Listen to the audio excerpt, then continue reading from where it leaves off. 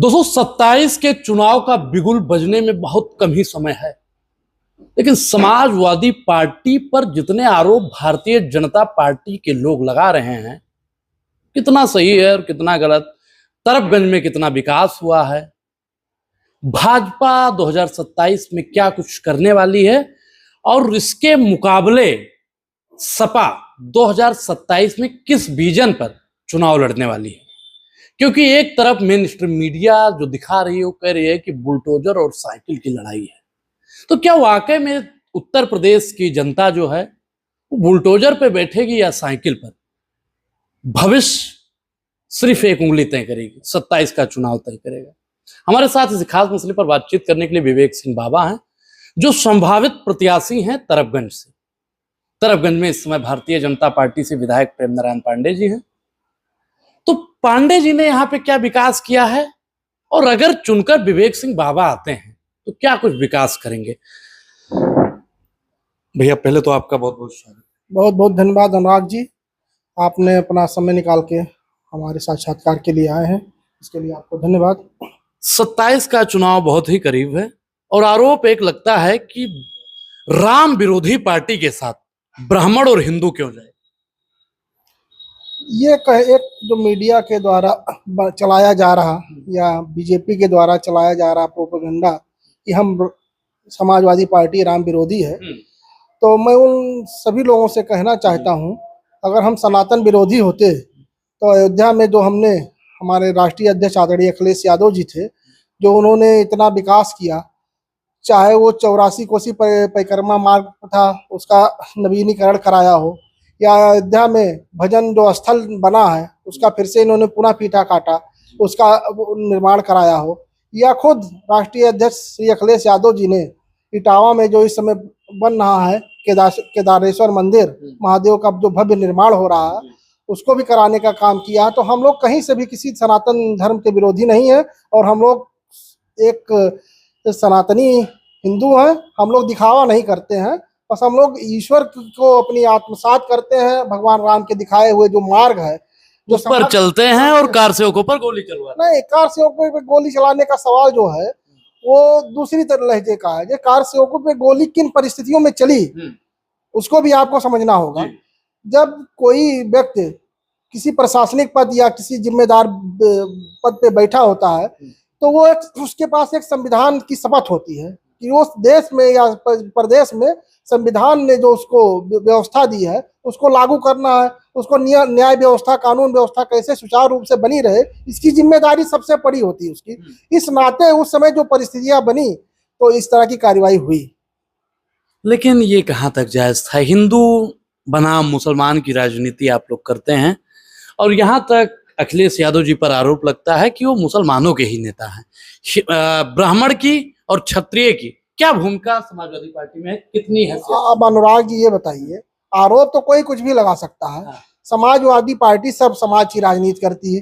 अब आप बात कर रहे हैं कि ब्राह्मण और हिंदू की और मुसलमान की, तो आप जिस जिले में आज बैठे हैं और जिससे हम लोग बीच में हैं, आप बताइए इस जिले में समाजवादी पार्टी की राजनीति करने वाले लोगों में हमारी सरकार थी तो 4 लोग कैबिनेट मिनिस्टर थे।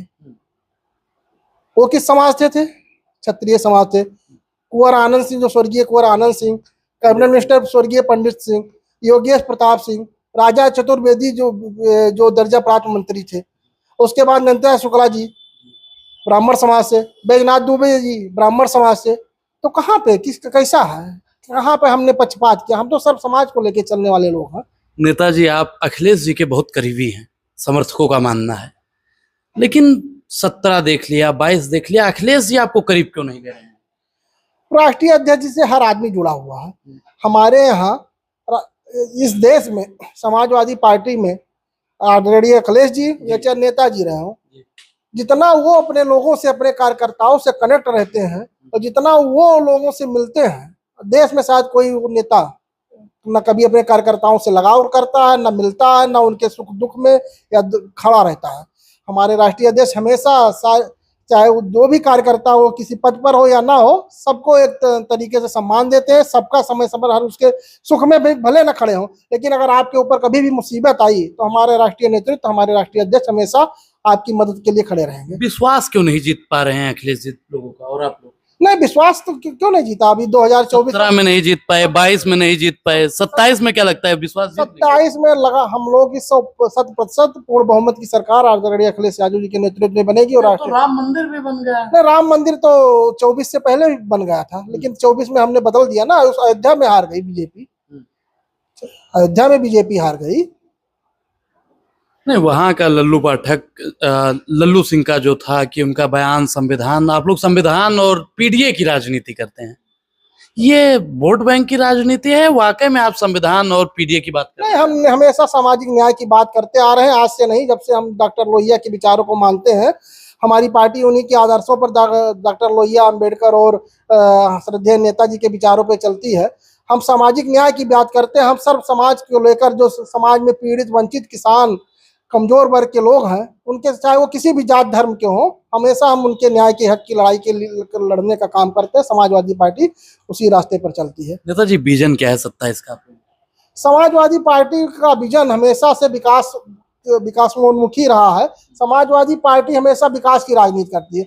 हमारे नेता राष्ट्रीय अध्यक्ष आदरणीय अखिलेश यादव जी जब 2012 में सीएम बने, उत्तर प्रदेश के मुख्यमंत्री बने, तो उन्होंने जो विकास की एक नई धारा उत्तर प्रदेश में बहाई, जो उन्होंने नए नए काम किए, एक विजनरी लीडर के रूप में जो उभर के आए, वो जितना विकास उन्होंने किया आज तक, उसके बाद से उत्तर प्रदेश में से हमको लगता है योगी जी ने उन्हीं के कामों को वो भी पूरा आगे नहीं बढ़ा पाए। उन्होंने बहुत सारे योजनाओं को बंद कर दिया, या बहुत सारी योजनाएं ऐसी थी जिनको उन्होंने लागू नहीं किया ठीक से। बाकी अखिलेश जी का काम आपको देखना तो ये सामने हम लोग कार्यालय के सामने बनी है गोंडा में, मैं हमको 100 काम आपको गिना सकता हूँ जो लोकल स्तर पे हुए हैं। चाहे आपका कन्नेलगंज से लेकर कटरा तक का हो, या गोड़ावा घाट का पुल हो, दुर्जन पुल का पुल हो, सारे काम, ये आदमापुर में इतना बड़ा आईटीआई बना दिया, ये सारे काम तो अखिलेश यादव। जनता नकार क्यों रही है? अब जनता का किन परिस्थितियों में कुछ चीजें पर जो होता है, कभी कभी जात धर्म में बढ़ जाती है जनता, कभी कभी। तो जाति में बांटने का तो काम आप भी कर रहे नहीं, हैं। हम जाति में नहीं बांटने का काम कर रहे हैं। हमारा तो जो पीडीए का फार्मूला, आपके नेता लगातार जातीय जनगणना की बात करते हैं, पीडीए के तहत लोगों को बांटने की बात। जातीय जनगणना जातीय जनगणना कोई खराब बात नहीं है। जातीय जनगणना हो जाएगी, जिसकी जितनी जनसंख्या होगी, जिसकी जितनी हिस्सेदारी भागीदारी उसको मिल जाएगी, उसमें कोई किसी के लिए हक नहीं मार पाएगा। लेकिन जब आपकी सरकार थी तब आपने जातीय जनगणना काहे नहीं करवाया? नहीं, जातीय जनगणना सिर्फ उत्तर प्रदेश की सरकार अब आए, जब 2027 में अखिलेश जी मुख्यमंत्री बनेंगे, 100% हम लोग जातीय जनगणना कराएंगे, उसको लागू भी करेंगे। 12 में करवाना जरूरी नहीं? नहीं, जरूरी था, लेकिन अब हमने कहा। आप मानते हैं ना कि अखिलेश जी की ये नाकामयाबी? नहीं, नाकामयाबी नहीं है। हर एक आदमी को एक तय सीमा में बहुत सारे काम करने होते हैं। उस तय समय सीमा में हमने वो काम नहीं कर पाया, हम आगे करने का। वही तो योगी जी भी कह रहे हैं कि समय दीजिए, इस बार दीजिए मौका, सब काम योगी जी तो लगातार 10 साल से, हमें तो 5 साल का ही मौका मिला था। अगर हमें अगले 5 साल और मौका मिलता तो बहुत सारे काम जो थे उत्तर प्रदेश की एक नई दशा दिशा बदल जाती। प्रदेश से अब सीधा तरफगंज विधानसभा में आएंगे। अगर आपको समाजवादी पार्टी और अखिलेश यादव जी भरोसा करके टिकट देते हैं और आप जीत कर आते हैं, तो क्या कुछ नया करेंगे तरफगंज के लिए जो वर्तमान विधायक नहीं कर पाए? देखिए, तरफगंज में करने के लिए तो बहुत कुछ है विकास के लिए। अब जैसे हम लोग क्षेत्र में निकलते हैं तो देखते हैं कि तमाम नौजवान साथी जो हैं वो रोड पे दौड़ते हैं पुलिस की भर्ती या आर्मी की भर्ती के लिए। तो कम से कम कोई यहाँ पे खेल कूद का इंफ्रास्ट्रक्चर नहीं डेवलप है। तो पहला प्रयास तो हमारा रहेगा गांव ग्रामीण स्तर पर कि खेलने कूदने के लिए ग्रामीण स्तर पर, जब हमारी सरकार थी तो तमाम मिनी स्टेडियम बनाया गया था तमाम जिलों में, तो उसको बनवाने का प्रयास किया जाएगा। और दूसरा, अपने तरफगंज में कोई शैक्षणिक संस्थान, सरकारी शैक्षणिक संस्थान जो महाविद्यालय नहीं है, जो भी है व्यक्तिगत लोगों का, प्राइवेट है। तो हमारा व्यक्तिगत लोगों का प्राइवेट, वो हम समझे व्यक्तिगत किधर इशारा करना चाहते हैं? व्यक्तिगत तमाम जो हमारे यहाँ के जनप्रतिनिधि है उनका है, बाकी और लोगों का भी है। बता दीजिए। अब हमको लगता है लगभग सारे जनप्रतिनिधियों का है। हाँ, चाहे सांसद कैसरगंज रहे हो, चाहे हमको लगता है एमएलसी साहब है उनका भी है, विधायक जी का भी है, और सारे बहुत सारे हमको लगता है जो हुआ है उसने अपना व्यक्तिगत निर्माण कराया, लेकिन सरकारी शैक्षणिक संस्थानों को यहाँ लाने का काम नहीं किया है। तो मेरा प्रयास रहेगा कि हमारे क्षेत्र में कम से कम 2 महाविद्यालय, एक तो महिला महाविद्यालय आ जाए और दूसरा कोई कोई 5 काम जो यहाँ के वर्तमान विधायक ने किया हो? अब वर्तमान विधायक ने तो यहाँ का काम तो हमको, जैसे लोग कहते हैं विकास की बात, तो हमको क्षेत्र का विकास नहीं दिखा, उनका व्यक्तिगत विकास बहुत दिखा। उसको अगर आपको देखना तो तरकबंद जाके देख लीजिए। प्रेम नारायण पांडे ने कुछ विकास तो किया होगा, कह रहे हैं रोड बना दिया। नहीं, रोड तो बना होगा, रोड बना है। उस जो भी सरकारें आती है एक व्यवस्था है, उसके तहत सड़क निर्माण होता रहता। सड़क निर्माण के अलावा और बताइए इस क्षेत्र में कोई भी बड़ा ऐसा कार्य हो गया हो, कोई टेक्निकल इंस्टीट्यूट आ गया हो, या कोई स्पोर्ट स्टेडियम आ गया हो, या कोई ऐसा आपका इंडस्ट्रियल कोई पार्क बना दिया हो, या कोई फैक्ट्री आ गई हो, कहीं कोई भी विकास का रोड का काम आता है, रोड आता है, उसमें सबका कमीशन बाजी होती है। मतलब कौन कौन कमीशन खा रहा है? आप भी ठेकेदारी करते हैं, कमीशन कहाँ बात है, हम ठेकेदारी तो पहली बात नहीं करते हैं। और जो अभी तो आपके सामने पूरा मुख्यमंत्री ने यहाँ के पूरे पीडब्ल्यूडी के महकमे को पूरा निलंबित कर दिया था। लगातार उनके एक जो सांसद गोंडा है, उनके द्वारा लगातार आरोप लगाया गया, उसी के उसमें पूरा तो सामने ही है कि कितनी कमीशन बाजी। अभी पेपर में भी निकला था कि अभी कमीशन, ये टेंडर के चक्कर में सरकार का 182 करोड़ कितना इस बार बच गया। भैया लगातार पीडीए की बात सपा कर ही रही है, आपने तरफगंज में पीडीए की कितनी मीटिंग अभी तक की लगी? अब पीडीए की मीटिंगें हम लोगों की लगातार जनसंपर्क चलता रहता है क्षेत्र में। हम लोगों के सुख दुख में आते जाते रहते हैं, चाहे वो किसी जात धर्म का हो, कोई हो। और जो पार्टी की जो कार्यक्रम है उसको हम लोग हमेशा भागीदारी। पीडीए की मीटिंग कितनी? अब पीडीए की मीटिंग तो ऐसे गिनती में कुछ कोई आंकड़ा नहीं होगा, लेकिन हमारी लगातार कार्यक्रम चलता रहता है। दलितों को लेकर आप और राष्ट्रीय अध्यक्ष जी जो सोचते हैं, आप क्या सोचते हैं व्यक्तिगत तौर पर तरफगंज को लेकर? अब दलितों का तो भाई हमारी तो जो हमारा इस समय का एजेंडा है, हमारी पार्टी की जो सोच है, हमारे राष्ट्रीय अध्यक्ष की, कि पीडीए में पिछड़ा, दलित, अल्पसंख्यक और अगड़े, जो शोषित पीड़ित अगड़े हैं, सारे लोग हैं। हम लोगों की जब भी सरकार में आने, पीडीए का मतलब जनता समझ नहीं पा रही है। कभी आप लोग अगड़ा कह देते हैं, कभी आप लोग अल्पसंख्यक कह देते हैं। हमारे में बताया ना, समावेशी सारे लोग हैं, जो पिछड़े हैं, दलित है, अल्पसंख्यक है, और जो पीड़ित अगड़े हैं, सारे लोगों के हम लोग हक की बात, न्याय की बात करते हैं, उसमें सारे लोग आते हैं। लेकिन अखिलेश जी कभी कहते हैं पी से पत्रकार होता है, डी से दबा हुआ होता है, और डी से। अब राष्ट्रीय अध्यक्ष जी समय समय पर कटाक्ष करते रहते हैं, जो मुद्दे होते हैं उस हिसाब से। उसमें पीडीए कितना मजबूत है तरफगंज में? पीडीए हमेशा से मजबूत है, बहुत मजबूत है। फिर आपने कहा हमेशा से, 17 में नकार दिया, 22 में नकार दिया। अब हारना, चुनाव हारने का मतलब ये नहीं होता है कि ये पीडीए कमजोर होगा।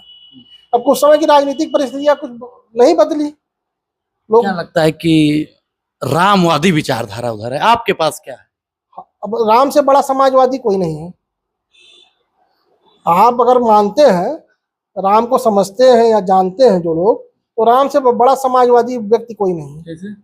राम ने जब भी अन्याय के खिलाफ लड़ाई लड़ना शुरू किया, उन्होंने सारे समाज को, केवट निषाद से लेके भील से लेके सबको लेके, उन्होंने सबको समूह बना के इकट्ठा किया। उसके बाद अन्याय रूपी रावण के खिलाफ युद्ध किया, और उन्होंने हमेशा सबको अपने साथ रखा, चाहे जो वर्ग हो। तो राम से बड़ा समाजवादी कौन है? तो लेकिन आप में राम किसको देख रहे हैं? समाजवादी का राम कौन है? राम समाजवादी का राम कोई अलग राम थोड़े है। राम हमेशा मर्यादा पुरुषोत्तम राम, सबके राम है। तो हमारे भी हैं, आपके भी हैं, हर आदमी को जो उनको मानता है। और मैं मानता हूँ कि राम उसके हैं जो उनके विचारों पे चलता हो।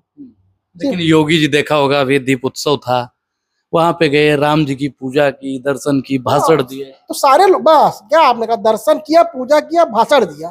तो ये हम लोग सिर्फ भाषण नहीं करते, हम लोग जाते हैं, दर्शन करते हैं, पूजा करते हैं, अपनी श्रद्धा व्यक्त करते हैं। लेकिन हम लोग राम के नाम पे राजनीति नहीं करते, उसके नाम पे रोटी नहीं सेकते हैं। लेकिन आप लोग भी तो दलितों के नाम पे राजनीति कर रहे हैं। नहीं, दलितों के नाम पे राजनीति हम कभी नहीं करते हैं।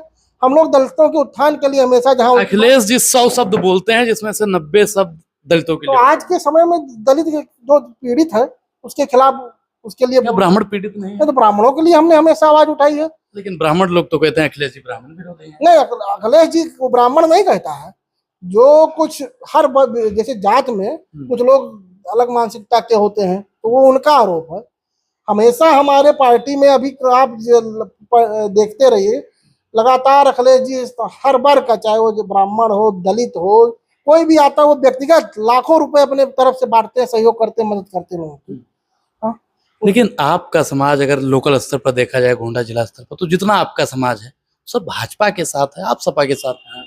नहीं, हम लोग तो भाजपा और सपा से नहीं, हम लोग अखिलेश जी के साथ हैं। हम जब विश्वविद्यालय की राजनीति मतलब विश्वविद्यालय में थे, उसी समय से हम 2009 से छात्र राजनीति से हम लोग लखनऊ विश्वविद्यालय में अखिलेश जी के साथ जुड़ गए, तभी से जुड़े हुए हैं और जीवन भर उन्हीं के साथ राजनीति करने की, जब तक राजनीति में रहेंगे अखिलेश जी के साथ रहेंगे। अब आपने ही बात कह दी तो एक समय पर एक विनोद शुक्ला है कटरा से, उन्होंने एक समय पे नारा दिया कि समाजवादी पार्टी नमाजवादी पार्टी कहा, और जब मुलायम सिंह का स्वर्गवास हुआ तो उन्होंने कहा कि नमाजवादी पार्टी का अंत हो गया, तो वो गए सपा में ज्वाइन हो गए, फिर उनका घोलमेल चल रहा है, भाजपा से सपा में गए, किसी और पार्टी में जाएंगे। तो आप ये कैसे कह सकते हैं कि हम सपा के साथ ही रहेंगे? क्या गारंटी है? ये मेरी अपनी प्रतिबद्धता है अपने नेता के प्रति, अपना मैं एक कमिटेड व्यक्ति हूँ। अब बताइए, समाजवादी पार्टी का लोग अपना परिवार नहीं संभाल पा रहा, अपर्णा यादव भाजपा में चले नहीं, गए, अपर्णा यादव का जाना भाजपा में, चाचा शिवपाल उधर नाराज होकर चले गए थे। चाचा नाराज हुए, चाचा आज हमारे साथ है, पूरा उनका आशीर्वाद हम लोग के साथ है, पूरी पार्टी के साथ है। चाचा हमें इस समय एकदम नाराजगी क्या रहती है? लोग यही कहते हैं कि अखिलेश जी कभी परिवार को पहले संभालें, पहले पूरे परिवार को इकट्ठा करें। पूरा परिवार एक साथ है। अभी आप देखिए दीपावली में पूरा परिवार एक साथ सफाई में था, कौन उसमें अलग? 27 में साथ रहेगा 100% सारे लोग। अखिलेश जी से अभी आपकी जब जल्दी में मुलाकात हुई, क्या बातचीत हुई तरबंज को लेकर? अब हम लोग अखिलेश जी से भी कुछ दिनों पहले मुलाकात हुई थी, बस हमारी व्यक्तिगत जो कुछ बातें थी संगठन को लेकर, मैंने वही चर्चा किया, उन्होंने बाकी टिकट के लिए पैरवी नहीं की। अब टिकट के लिए वो तो उनको पता है, उनको पता है कि हम लोग टिकट के आकांक्षी हैं। जब उनकी इच्छा होगी, जब चाहेंगे तब लड़ाएंगे, वो तो उनके ऊपर है। हाँ एकदम बिल्कुल, हम लोग तो संघर्ष, हम लोग टिकट से ज्यादा अखिलेश जी को मुख्यमंत्री बनाना चाहते हैं। हम लोग विधायक बने ना बने, लेकिन राष्ट्रीय अध्यक्ष हमारे दर्जा प्राप्त मंत्री बनना है। कुछ भी कह तो रहा हूँ, हम बने ना बने कोई उसका सवाल नहीं, हमारा सवाल है कि इस प्रदेश के विकास के लिए अखिलेश यादव को मुख्यमंत्री बनाना बहुत जरूरी है। बहुत बहुत धन्यवाद अनुराग जी। हमारे साथ विवेक सिंह बाबा थे, जिन्होंने बेबाकी से अपनी राय रखी। इस पूरी बातचीत को लेकर आप क्या सोचते हैं, प्रतिक्रिया कमेंट सेक्शन में जरूर दीजिएगा। बहुत बहुत धन्यवाद।